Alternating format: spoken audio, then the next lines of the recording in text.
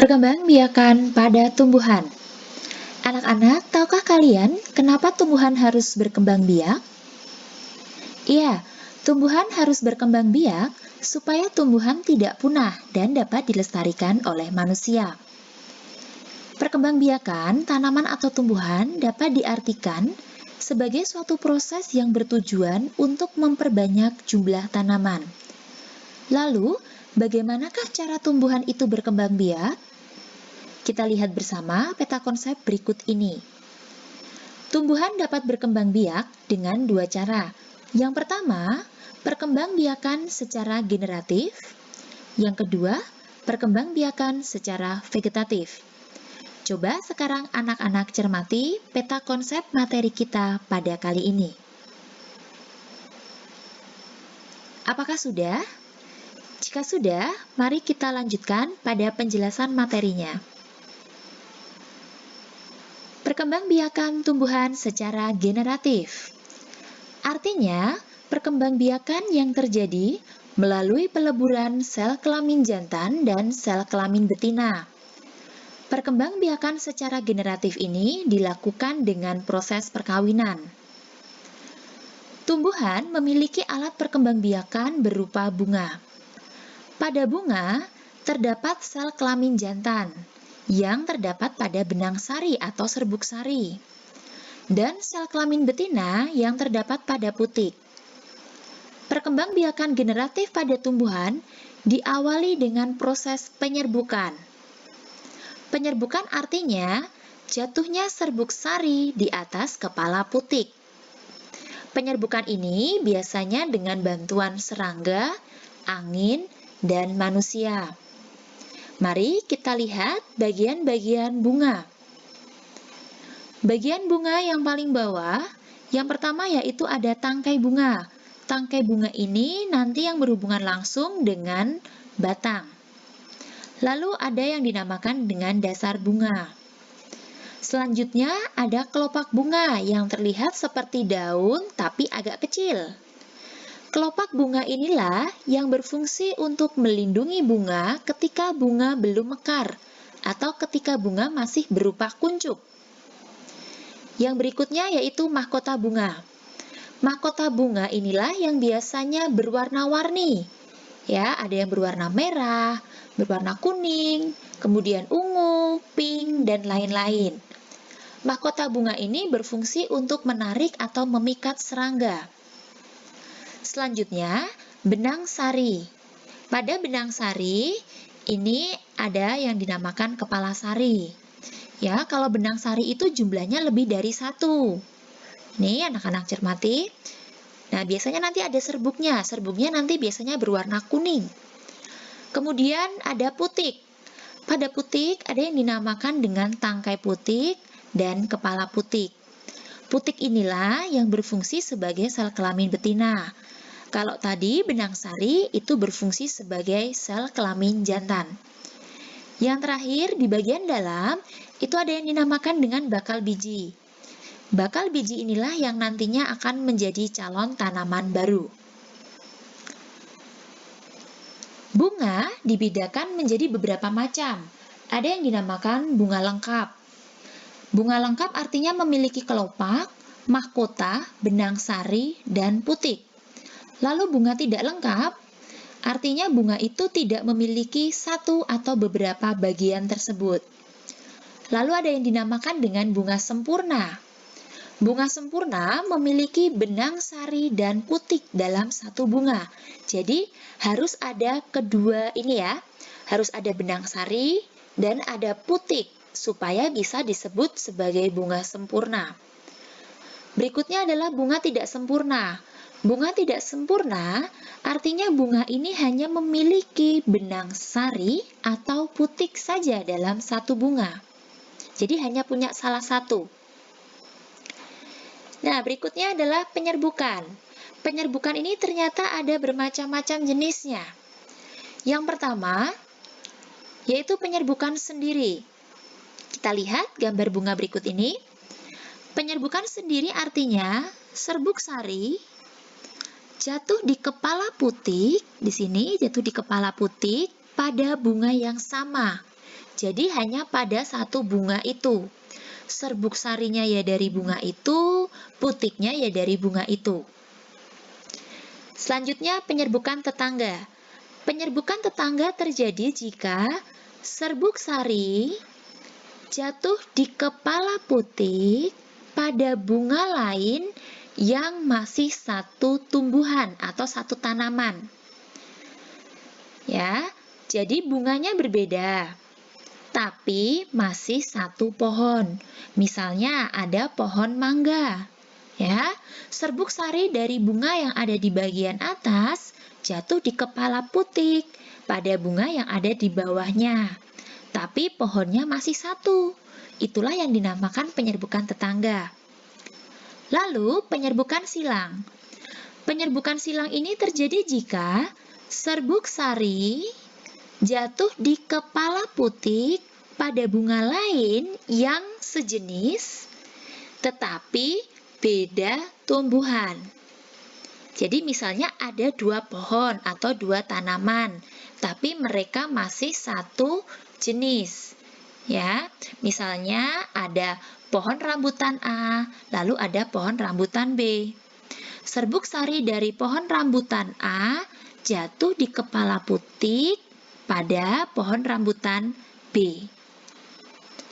Yang berikutnya yaitu penyerbukan bastar. Penyerbukan bastar ini terjadi jika serbuk sari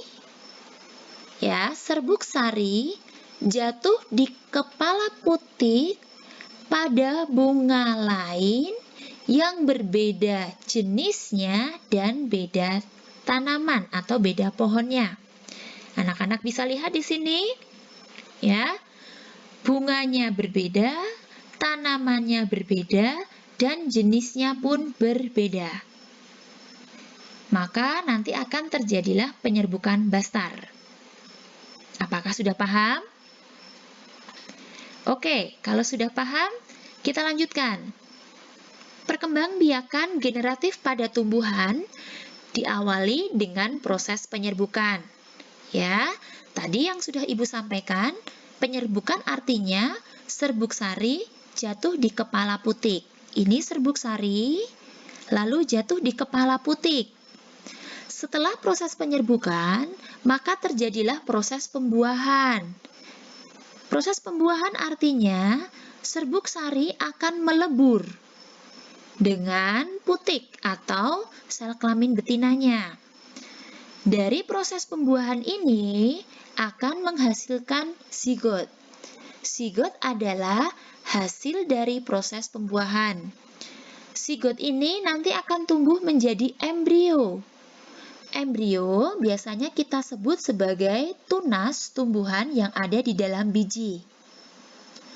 Lalu, dari embrio nanti akan terbentuklah biji. Nah, biji ini nantinya akan berada di dalam buah.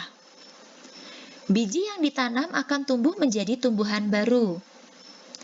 Tumbuhan baru akan tumbuh menjadi tumbuhan dewasa. Tumbuhan dewasa akan berbunga lagi. Setelah itu akan menghasilkan biji. Biji ditanam menghasilkan tumbuhan baru. Tumbuhan baru akan berbunga, berbiji lagi, dan seterusnya. Proses itu akan terus berulang. Baik, untuk perkembangbiakan secara generatif, apakah anak-anak sudah paham? Kalau sudah, kita lanjutkan perkembangbiakan tumbuhan yang kedua, yaitu secara vegetatif. Perkembangbiakan tumbuhan secara vegetatif nanti dibedakan menjadi dua. Ada yang secara alami dan ada yang secara buatan. Perkembangbiakan vegetatif artinya perkembangbiakan yang terjadi tanpa adanya peleburan antara sel kelamin jantan dan sel kelamin betina, atau bisa kita katakan tanpa proses perkawinan. Tujuannya adalah untuk menghasilkan tumbuhan baru dengan sifat yang baru. Nah, perkembangbiakan vegetatif dibedakan menjadi dua ya. Ada vegetatif alami. Yang pertama yaitu tunas. Tunas adalah bagian tumbuhan yang baru tumbuh di bawah tumbuhan induknya. biasanya ada di pangkal batang. Jadi, ada di batang, tapi bagian paling bawah yang biasanya tertutup oleh tanah. Contoh tumbuhannya adalah bambu, pisang, dan tebu. Yang kedua, yaitu dengan cara tunas adventif. Tunas adventif ini adalah tunas yang tumbuh tidak pada pangkal batang. Lalu tumbuhnya di mana? Bisa pada tepi daun, bisa juga pada akar. Contohnya adalah cocor bebek. Anak-anak bisa lihat ya pada gambar ini, atau kalian nanti lihat di lingkungan sekitar tanaman cocor bebek. Biasanya akan ada tanaman kecil, tanaman baru ya, yang kecil-kecil di sekitar tepi daunnya. Nah, itulah yang dinamakan dengan tunas adventif. Lalu ada juga tunas adventif kalau begonia, itu biasanya pada akar. Ini tanaman begonia namanya. Anak-anak pasti sering melihatnya. Lalu cemara. Kalau cemara, ini dengan tunas adventif pada akar. Ya, sukun cemara itu dengan adventif pada akar. Berikutnya umbi lapis. Umbi lapis artinya umbi yang berlapis-lapis dan tumbuh tunas di tengahnya. Ada bawang merah, bawang putih, bawang bombay, bunga bakung, dan bunga tulip. Bunga tulip ini merupakan bunga khas yang berasal dari Belanda. Jadi tidak banyak di Indonesia ya. Nah, mereka memiliki bonggol yang sama. Bonggolnya itu seperti bawang bombay, ya, bunga bakung, bunga tulip ini. Berikutnya adalah umbi akar. Umbi akar merupakan bagian akar yang membesar karena berfungsi sebagai tempat cadangan makanan. Contohnya adalah bengkuang, wortel, umbi bunga dahlia, singkong, dan lobak. Jadi kalau kita makan wortel, sebenarnya yang kita makan itu bukan buah ya. Atau ini bengkoang, itu juga bukan buahnya, tapi ini adalah akar yang berfungsi sebagai tadi tempat cadangan makanan. Jadi ini adalah cadangan makanannya. Yang berikutnya umbi batang. Umbi batang adalah batang yang menggembung karena berisi cadangan makanan. Contohnya adalah kentang, gadung, dan gembili. Kalau gembili mungkin anak-anak jarang melihatnya. Yang sering anak-anak lihat biasanya kentang ini ya. Berikutnya adalah stolon atau geragi. Geragi artinya batang yang tumbuh menjalar di atas atau di bawah permukaan tanah. Biasanya pada ruas tanaman ini akan tumbuh akar dan tunas yang baru jika menyentuh tanah. Contohnya adalah pegagan. Pegagan biasanya disebut juga kalau di sekitar kita dengan daun regedek. Daun regedek ini biasanya kalian gunakan kalau sedang terluka, lalu daunnya biasanya kalian tumbuk, lalu ditempelkan. Ada juga yang dibuat sekarang ini dengan keripik ya, keripik pegagan. Lalu ada juga rumput teki. Dan ada juga stroberi. Nah, misalnya ini indukan stroberi, inilah yang dinamakan dengan stolonnya atau geraginya. Yang berikutnya adalah akar tinggal atau rizoma. Rizoma artinya batang yang tumbuh mendatar di dalam tanah. Contohnya ada kencur, kunyit, jahe, lengkuas, kemudian ada juga temulawak, dan lain-lain ya. Berikutnya ada dengan cara spora. Spora adalah butiran halus untuk alat perkembangbiakan. Contoh tumbuhan yang berkembang biak dengan spora adalah lumut, jamur, tumbuhan paku. Biasanya anak-anak bisa melihat dengan jelas pada tumbuhan paku. Di bawah daunnya, kalau anak-anak melihat biasanya ada bintik-bintik berwarna coklat. Nah, disitulah terdapat spora. Ya. Yang terakhir yaitu dengan cara membelah diri. Tumbuhan itu akan membelah tubuhnya menjadi dua bagian, lalu masing-masing tumbuh menjadi besar. Contohnya adalah volvox dan ganggang biru. Volvox ini biasanya ada di kolam. Biasanya yang menyebabkan kolam itu menjadi berwarna hijau. Ya, ini juga jenis ganggang. Itu tadi perkembangbiakan vegetatif secara alami. Yang kedua yaitu vegetatif buatan. Vegetatif buatan artinya dilakukan dengan bantuan manusia. Yang pertama ada stek. Stek itu dengan cara memotong bagian tanaman, lalu ditancapkan di tanah sehingga tumbuh menjadi tanaman baru. Ada dua macam, yaitu stek batang dan stek daun.